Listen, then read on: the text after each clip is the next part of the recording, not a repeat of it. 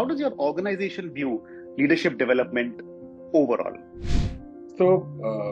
L&T places a very strong emphasis on its leadership development. It is a strategic priority actually. And the organization focuses on identifying high-performing, talented individuals with high potential. And this is achieved through a very systematic processes that we have inside, where we keep track of people who are performing well. They are taking through systematic assessments through which we assess their potential. And then there are structured leadership interventions through which they go through. Also, we continuously give them challenging opportunities for getting exposure to a variety of different projects and businesses. So the fact that our current chairman and most of our directors have grown from within, this is a testimony to L&T's success in developing its high potentials. My first guest today is Himanshu Dhaka. Himanshu heads learning and development in L&T. Over the last 4 years, L&T has almost 4 times its market capitalization. It has grown and diversified in different areas, including financial services, technology, real estate, apart from holding on to its older sectors. Himanshu will share his insights, his learnings on what works well. Hi Himanshu, good morning. How are you? Good morning, Vivek. I'm good. How are you doing? I'm doing very well. Thank you for giving us this time, and it's such a delight to talk to you today. Thank you for inviting, and I'm very happy to be here. Excellent. Himanshu, let me start by this one fundamental question that I have for you, right? L&T invests such a lot of money in leadership development, and you're at the heart of all of this, right? How does your organization view leadership development overall? L&T places a very strong emphasis on its leadership development. It is a strategic priority actually. And the organization focuses on identifying high-performing, talented individuals with high potential. And this is achieved through a very systematic processes that we have inside, where we keep track of people who are performing well. They are taking through systematic assessments through which we assess their potential. And then there are structured leadership interventions through which they go through. Also, we continuously give them challenging opportunities for getting exposure to a variety of different projects and businesses. So the fact that our current chairman and most of our directors have grown from within, this is a testimony to L&T's success in developing its high potentials. Oh, that is such a true fact. I think one of the hallmarks is the grow from within in your organization, right? You hire people at a graduate engineering level or slightly higher, and then you groom them to become such strong leaders in the industry overall. Right? Along with that, there are so many new businesses that the organization has diversified into and built up leaders from within. I'm curious, what are some stories that come to your mind as you look at your leadership development programs from grassroots upwards? So, as you rightly said, L&T is filled with stories of engineers who have joined as graduate trainees, went through the organization's robust leadership development programs, got mentored by this top leadership, and were given opportunity to lead several projects. Over the years, several of these individuals became senior executives in different L&T businesses. Now, these stories they represent a gradual but consistent effort made both by the organization and the individual towards their leadership development. And one such story which stands out to me is about a high potential at a mid-senior level who had a very large revenue responsibility in the Middle East region. His projects, he was responsible for projects for tens of millions, if not sometimes $1 billion. And he was also being mentored by the top leadership. And despite all this, he was still struggling to move to the next level. His own success became an obstacle. Uh, for example, one of the things was that uh, he he was a sales champion, high stakes sales champion, and which also meant that he had the proclivity to be a lone marshal sometimes. Hmm. His focus and drive meant that he will be more directive rather than participative, more demanding than influencing. And uh, he was so successful with clients and had such a strong and deep relationship of trust that sometimes this made him push his own peers and teams internally. Now that is what was stopping him from becoming an actual leader internally. So over the 9 months long leadership development journey, which where I actually witnessed him, uh, which was also accompanied by coaching, by the way, he started seeing these you know uh, patterns and how these are affecting his own progress. And we saw him beginning to delegate more often to others, started exploring others' point of view. Uh, he was using more influencing than directing for getting buy-ins.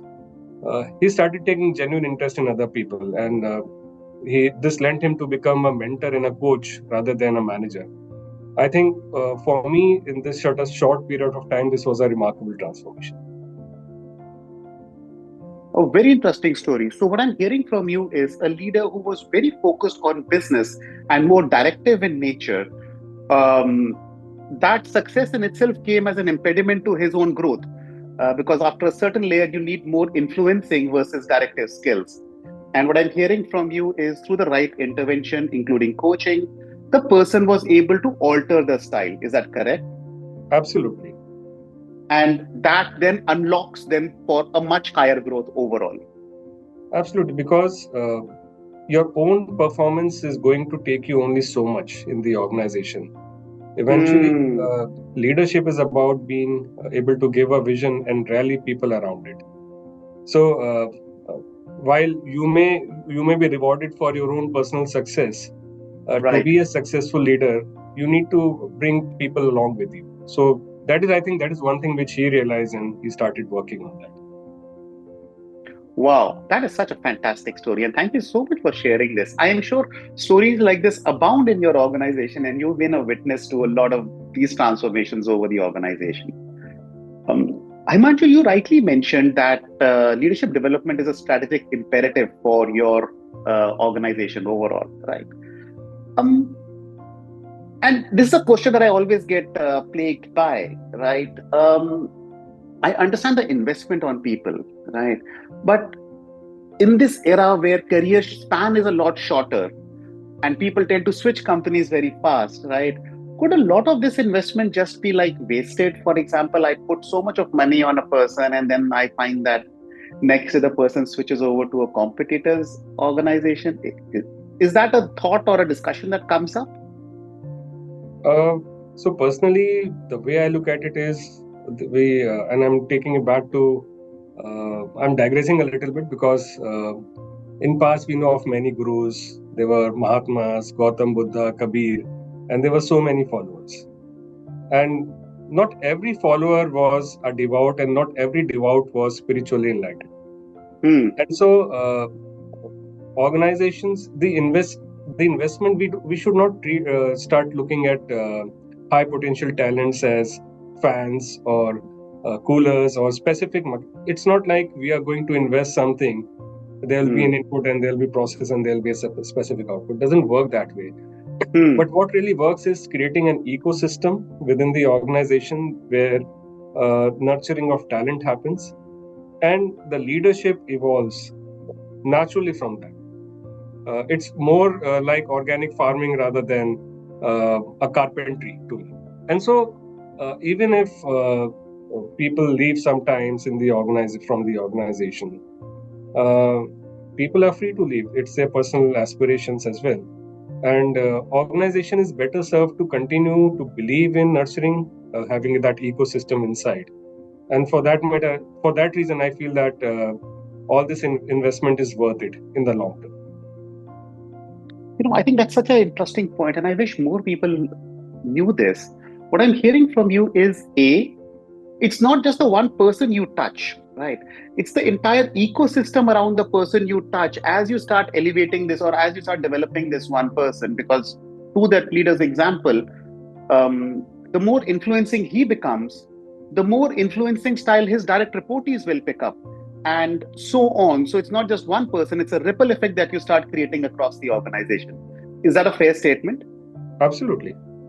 Mm. And you also mentioned the following pillars in your development, right? You mentioned assessments, then you mentioned some kind of a development program, and you mentioned coaching as a part of this. What I also hear from you is a lot of this is tied together with some projects that you help people undertake during this entire journey. Yes. And is that the way organization gets rewarded? ROI comes up a lot in these conversations. I'm curious about ROI around this. Yeah, ROI is a little tricky question because uh, the way we see ROI from financial investments, can we see a similar ROI from investing in high potential? Hmm. So, as an intelligent investor, a person who would like to sleep well at night, investing in the long term is always more secure, and it provides better returns. So, what I mean is that when we are looking at developing leaders or talent within the organization, we are not looking at next 1 or 2 years. We are looking at the next 10 and 15 years. In those next 10 and 15 years, do we have enough people in the ecosystem uh, to take up the mantle and rise to the challenges in the organization? And so, ROI is eventually seen, uh, but in the long term. So, we have to continuously invest in that. And like the example I gave of the chairman, the directors, uh, this is a proof that long-term investment actually works. So what I'm hearing from you is don't look at it short term. Don't look at it, okay, I put in X amount, so am I getting 2X out of that in this initial 6 months, 7 months, 8 months? What I'm hearing from you is, okay, we've got to continuously keep investing into it. And that naturally will allow us to have leaders who will keep pushing the boundaries. You will naturally have leaders who will keep wanting more and more. And the more that they want, the more they will have help the organization expand. And therefore, it just expands into so many areas.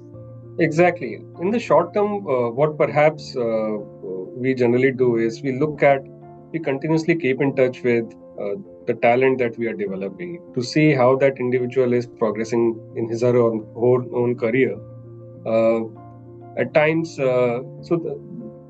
it's like it's never a very straight path. It's always like lots of crests and troughs. They do well at certain point of time. At other point of time, they need some support.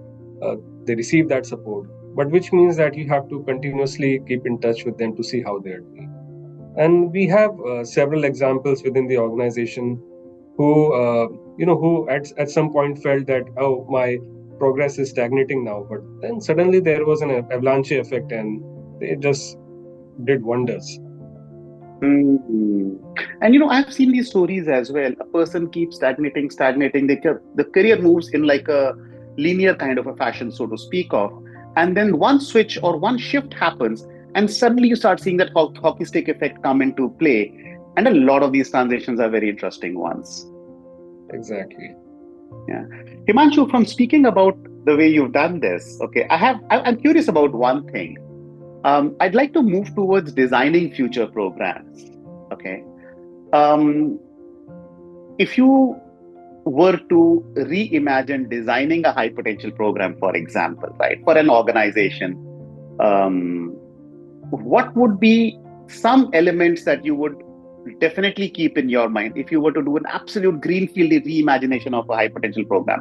What are some things you'd keep in mind? So first and foremost, uh, even before beginning that program, would like to have uh, the strong sponsorship by the organization, by the top management, because that is what gives them the right support and ecosystem, the employees, to actually learn, develop, practice. So this can be in the form of that this individual wants to go and attend a training program. Does this individual have that support, despite whatever business exigencies are there? And second thing would be that uh, does this individual have access to mentorship within the organization or coaching?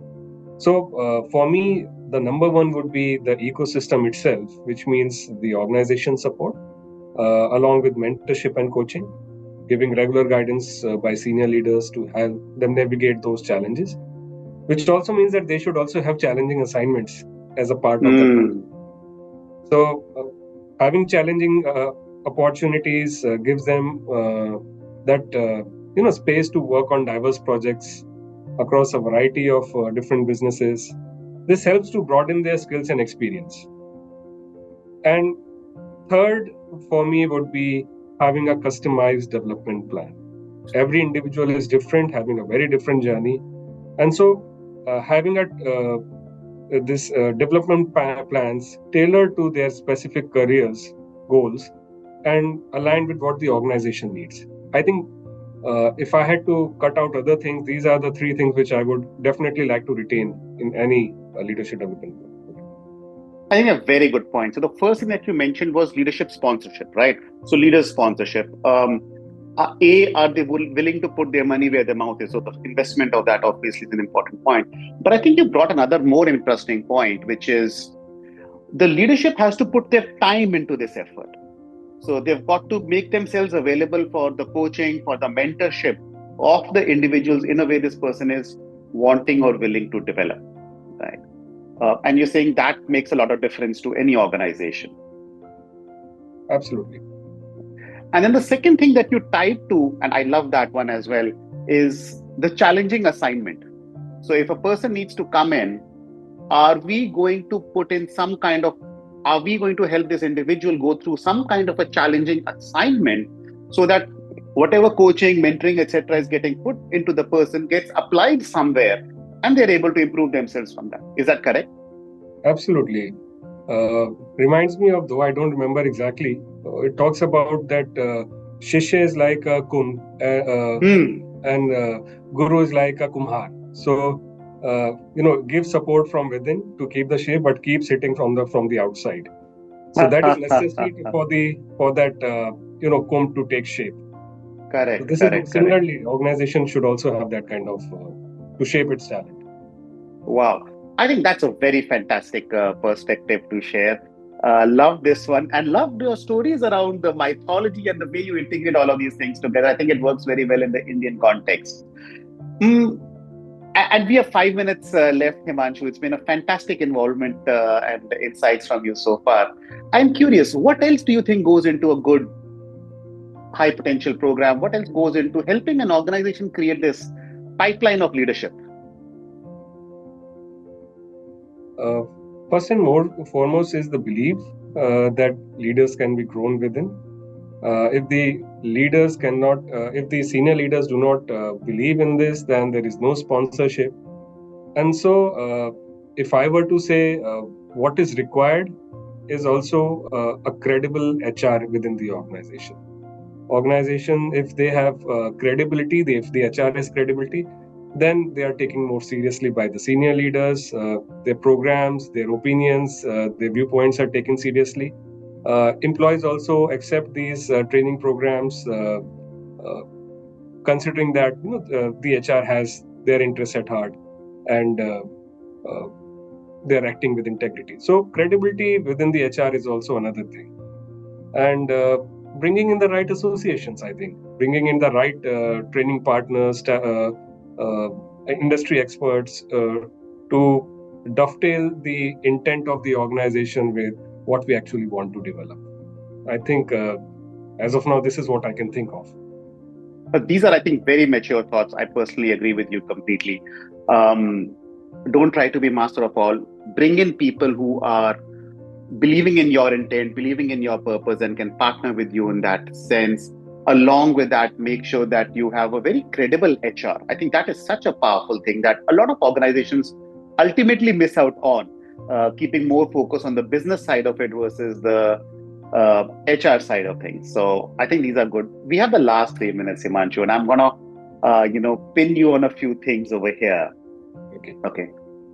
My first question will be for our HR fraternity, who is a very regular participant in these events. And my second question will be for organizations. Okay. So I'm going to start off with the first one. In line with your credible HR, if you were to advise a budding HR manager today on the one thing that he or she should definitely be keeping in mind to build themselves as a credible partner, what would that be? My advice would be to always stay curious and learn continuously. We need to keep up with the changing times, and increasingly extreme news don't seem very extreme. So keeping up with that and being able to think that how it is going to affect us within the organization. And so that is one. Second thing is, we should also be able to build very strong relationship within the organization and understand the business context. If we don't do these things, we'll not be able to add value. So that is my advice: to first stay curious, build strong relationships, and be in touch with the business context. Stay curious, build relationships, be in touch with your business context, very sharp in order to give a higher value to your organization. And I'm assuming all of these things, when they combine together, start making you more credible in the organization overall. Absolutely, yeah. One thing I'd love to add, since you're touching upon these points, is to make sure that as an HR person, I also have a voice that I speak out on. In a lot of cases, we end up becoming order takers versus order directors, right? So how do you make sure that you voice your opinion in the right forum so that people start listening to you? Would be another thought I'd put for HR leaders. What do you think? Absolutely. I think it is important for HR to also be a good sense maker, to find those opportunities where he or she can, voice out those opinions and not just accept the final. There is no final no or final yes. Always keep finding the opportunities to bring forth those ideas again and again and again. I think persistence is also important within HR. Himanshu, this has been a fantastic conversation. I've unfortunately run out of time. I have 1 trillion more questions that I wanted to ask you, but I'm sure I'm going to have a separate conversation with you on all of this. For joining us today, sharing your views, thank you so much. Thank you so much, Vivek. It has been a pleasure. The pleasure is all ours. Thank you, Himanshu.